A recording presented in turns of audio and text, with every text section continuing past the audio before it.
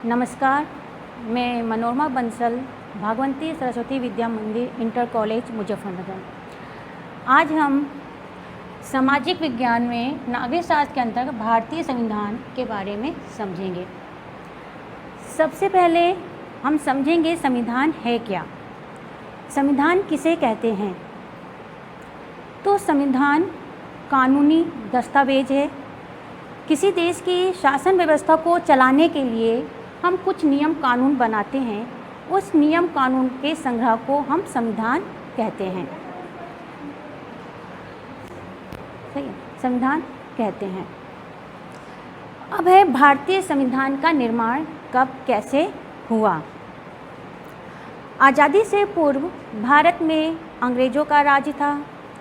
अंग्रेज ही यह तय करते थे कि भारत में भारतीय लोगों के लिए कानून कौन बनाएगा और कैसे लागू किया जाएगा, ये सब अंग्रेज़ सरकार ही निश्चित करती थी।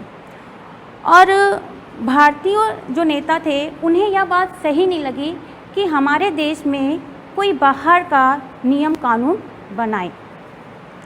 अतः उन्होंने अंग्रेज़ों से यह मांग रखी कि हमें संविधान सभा का गठन करने की स्वतंत्रता दी जाए। उस समय अंग्रेज़ों ने उनकी इस मांग को ठुकरा दिया। कालांतर में 16 मई 1946 कैबिनेट मिशन की योजना के तहत भारतीयों को संविधान सभा का निर्माण करने की स्वतंत्रता दी गई। अंग्रेज़ों ने ये सोचा कि भारतीय ही अपने देश की परिस्थितियों के अनुसार सही संविधान का निर्माण कर सकते हैं। जब भारतीयों को संविधान सभा का गठन करने की अब उन्होंने के सामने समस्या थी कि किस प्रकार संविधान का निर्माण किया जाए, क्योंकि भारत देश है, यहाँ विभिन्न धर्मों के मानने वाले लोग रहते हैं, इसलिए सबकी भावनाओं का ध्यान रखा जाए। और भारत को स्वतंत्रता दिलाने में भारत के हर प्रांत से लोगों ने भागीदारी की थी, बढ़ चढ़कर भाग लिया था। इसलिए भारत के हर प्रांत से लोगों की भागीदारी होनी चाहिए। अतः अप्रत्यक्ष निर्वाचन कराए गए, जिसमें हर प्रांत से 389 सदस्य चुन के आए। इनमें से 93 जो सदस्य थे वो भारतीय रियासतों का प्रतिनिधित्व कर रहे थे। 296 प्रांतों से निर्वाचित होकर आए थे और उनमें से मुस्लिम लीग ने इस सभा में भाग लेने से मना कर दिया। संविधान सभा का जो प्रथम बैठक हुई थी वो 9 दिसंबर 1946 में हुई, जिसके अस्थायी अध्यक्ष डॉक्टर सच्चिदानंद सिन्हा को बनाया गया था। 2 दिन बाद 11 दिसंबर 1946 को इसका स्थायी अध्यक्ष डॉक्टर राजेंद्र प्रसाद को बनाया गया। 13 दिसंबर 1946 को पंडित जवाहरलाल नेहरू ने उद्देश्य प्रस्ताव रखे और संविधान सभा की कई महत्वपूर्ण समितियां थीं, जिन महत्वपूर्ण समितियों में एक प्रारूप समिति थी जिसके अध्यक्ष डॉक्टर भीमराव अंबेडकर को बनाया गया था। इसमें 7 सदस्य थे और डॉक्टर BN राव को संवैधानिक सलाहकार बनाया गया था। अब इन्हें संविधान के निर्माण करने के लिए कुछ जिम्मेदारी दी गई थी कि विश्व के संविधानों का वे अध्ययन करेंगे और विश्व के संविधान में जो प्रावधान अच्छे होंगे उन प्रावधानों को भारतीय संविधान में सम्मिलित किया जाएगा। तो जब विश्व के संविधानों का अध्ययन किया गया, जो प्रावधान अच्छे लगे वो भारतीय संविधान में सम्मिलित किए गए। जब वो प्रारूप तैयार हो गया, उसे संविधान सभा के समक्ष प्रस्तुत किया गया। वहाँ पे उस पर विचार विमर्श हुए, कौन से प्रावधान रखने चाहिए, कौन से नहीं रखने चाहिए। इन पर विचार विमर्श होने के बाद 26 नवंबर 1949 को भारतीय संविधान को अंगीकृत कर लिया गया, यानी उसे स्वीकार कर लिया गया और 26 जनवरी 1950 को उसे संपूर्ण भारत में लागू कर दिया गया। इस प्रकार हर वर्ष 26 जनवरी 1950 को हम गणतंत्र दिवस के रूप में मनाते हैं। और तब भारत संपूर्ण प्रभुत्व संपन्न गणराज्य बन गया, अर्थात भारत किसी आंतरिक या बाह्य नियंत्रण के अधीन नहीं है, वो पूर्ण रूप से स्वतंत्र है, वो अपनी इच्छा अनुसार कोई भी कार्य कर सकता है, वो किसी बाहरी नियंत्रण के अधीन नहीं है। तो इस प्रकार संविधान का निर्माण हुआ। अब हम देखेंगे कि भारतीय संविधान के स्रोत, भारतीय संविधान के निर्माण में किन किन साधनों का हमने उपयोग किया। तो दो स्रोत हैं, एक है आंतरिक स्रोत जो 1935 के अधिनियम, भारत शासन अधिनियम था, वो जो अधिनियम था वो हमने ऐसे ही सम्मिलित किया, और एक है बाहरी स्रोत जिनमें है अमेरिका के संविधान से हमने मूल अधिकार, अमेरिका के संविधान से हमने मूल अधिकार व सर्वोच्च न्यायपालिका की व्यवस्था को अपने भारतीय संविधान में सम्मिलित किया। हमारे भी देश में भारतीय संविधान द्वारा नागरिकों को मूल अधिकार दिए गए हैं। पहले नागरिकों को 7 मूल अधिकार दिए गए थे, अब 6 मूल अधिकार दिए गए हैं। संपत्ति का मूल अधिकार को हटा दिया गया है। आयरलैंड के संविधान से हमने राज्य के नीति निर्देशक तत्व को सम्मिलित किया है। नीति निर्देशक तत्व राज्य सरकार या केंद्र सरकार के लिए कुछ दिशा निर्देश दिए गए हैं कि वो कुछ कानून या नियम बनाएंगे, तो इन सिद्धांतों का ध्यान रखेंगे। फिर है ब्रिटेन के संविधान से हमने संसदीय शासन प्रणाली को अपनाया गया। हमारे में भी संसद है, संसद में 2 सदन होते हैं, लोकसभा, राज्यसभा, और निम्न सदन जो लोकसभा है उसमें बहुमत प्राप्त नेता को सरकार बनाने की मिलती है। फिर है जर्मनी से हमने आपातकाल की व्यवस्था को लिया है। अगर हमारे देश में कोई आंतरिक संकट की स्थिति उत्पन्न हो या बाह्य संकट की स्थिति उत्पन्न हो तो हम देश में आपातकाल की स्थिति घोषित कर सकते हैं। तो ये जो प्रावधान लिया गया हमने जर्मनी के संविधान से लिया है। फिर है कनाडा के संविधान से हमने संघीय शासन व्यवस्था यानी दोहरी शासन, केंद्र में अलग है, राज्यों में अलग सरकार होती है, लेकिन सर्वशक्ति केंद्र सरकार को प्रदान की गई है। फिर है अफ्रीका के संविधान से हमने संशोधन की प्रक्रिया, संविधान में संशोधन करने की प्रक्रिया को लिया गया है। अगर आवश्यकता पड़ने पर संविधान के कुछ अनुच्छेदों में परिवर्तन करना है तो हम परिवर्तन कर सकते हैं। यह जो प्रावधान है हमने अफ्रीका के संविधान से लिया गया है। तो ये हो गया भारतीय संविधान के स्रोत। हमने किन देशों के संविधान से कौन कौन से प्रावधान को अपने भारतीय संविधान में सम्मिलित किया है। अब हम देखेंगे भारतीय संविधान की विशेषताएं। भारतीय संविधान की कौन कौन सी विशेषताएं हैं। पहला है लिखित व विस्तृत संविधान। भारत का संविधान विश्व का सबसे बड़ा और लिखित संविधान है।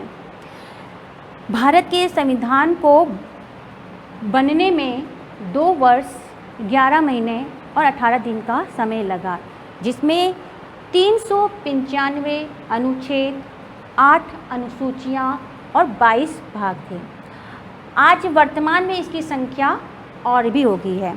अब है 465 अनुच्छेद, 12 अनुसूचियाँ और 25 इसके भाग हैं। आप देखोगे कि संविधान दो प्रकार के होते हैं, लिखित और अलिखित। और हमारे देश का जो संविधान है लिखित है। अमेरिका का भी संविधान है लिखित है। ब्रिटेन का संविधान जो है अलिखित है।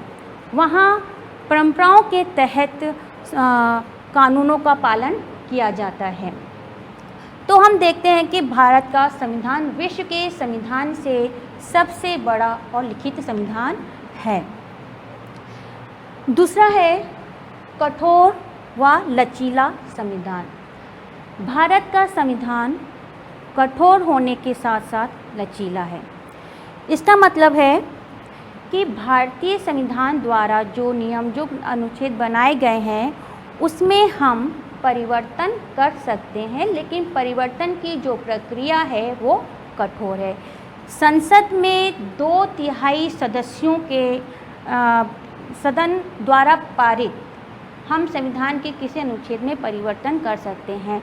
और किसी विशेष अनुच्छेद में परिवर्तन करने के लिए विशेष प्रक्रिया अपनाई जाती है, जिसमें संसद के 2/3 सदस्यों का बहुमत प्राप्त हो, साथ ही राज्यों के आधे से राज्यों की मंजूरी प्राप्त हो, तब जाके हम संविधान के किसी भाग में परिवर्तन कर सकते हैं।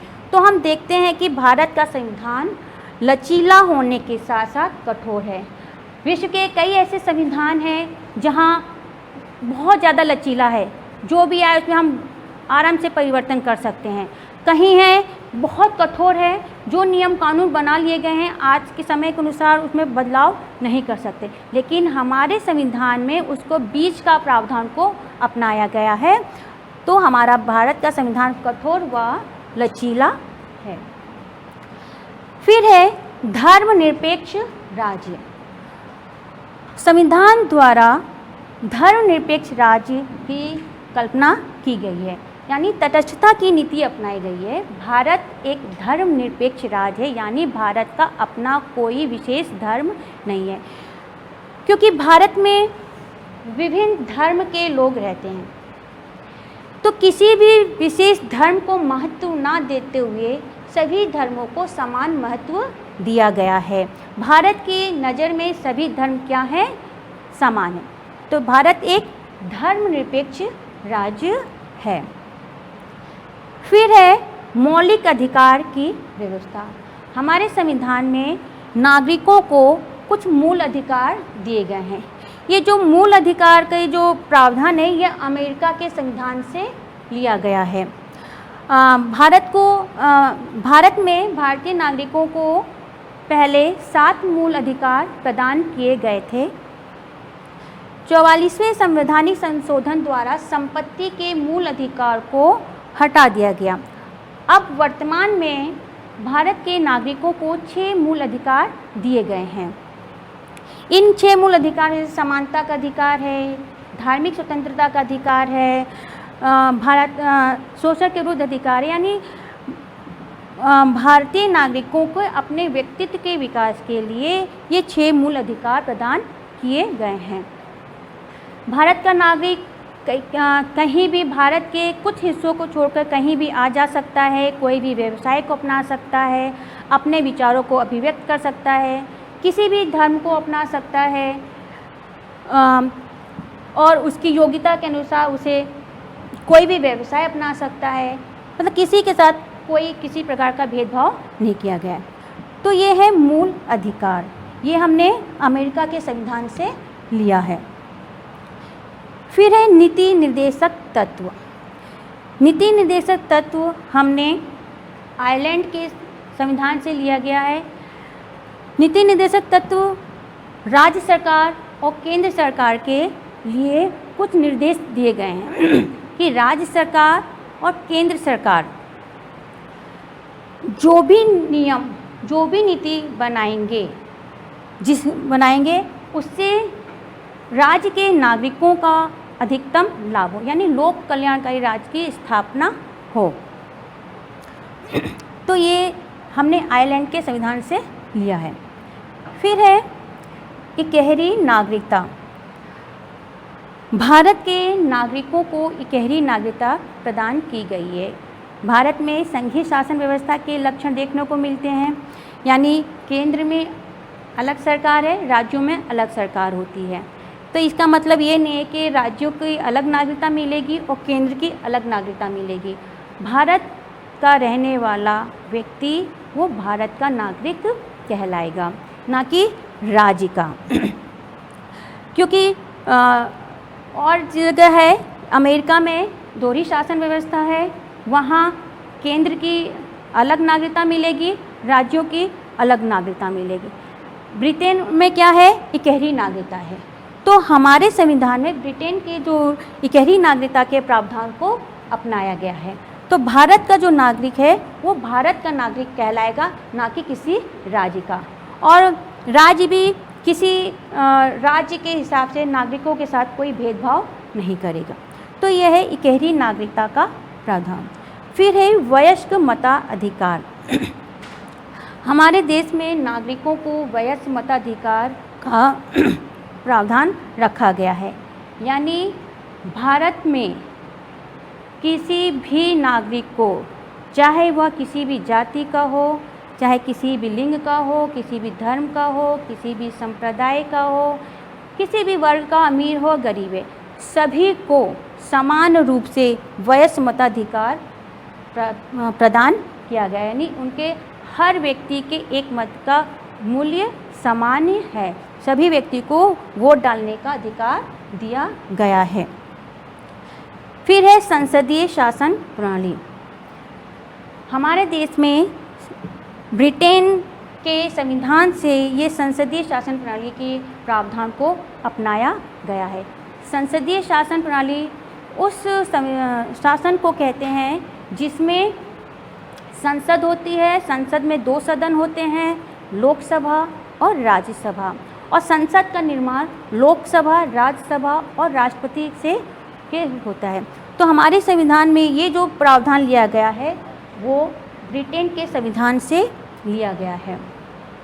इसमें लोकसभा है, लोकसभा में जो चुन के आते हैं वो जनता द्वारा प्रत्यक्ष चुने हुए मंत्री होते हैं, और सांसद ही अपने में से एक मंत्री चुनता है जो प्रधानमंत्री बनता है। तो यह है संसदीय शासन प्रणाली। तो ये तो हो गया भारतीय संविधान की विशेषताएं कि भारतीय संविधान में कौन कौन सी विशेषताएं। तो लिखित व विस्तृत संविधान, यानी भारत का संविधान लिखित और विस्तृत है। कठोर व लचीला संविधान है। फिर है धर्मनिरपेक्ष राज्य है, मौलिक अधिकार है, नीति निर्देशक तत्वों का प्रावधान रखा गया है, इकहरी नागरिकता, वयस्क मताधिकार और संसदीय शासन प्रणाली को अपनाया। तो ये तो है भारतीय संविधान की प्रमुख विशेषताएं। तो आज हमने भारतीय संविधान का निर्माण, भारतीय संविधान के स्रोत और भारतीय संविधान की कुछ विशेषताओं के बारे में अध्ययन किया। तो आज के लिए बस इतना ही। धन्यवाद।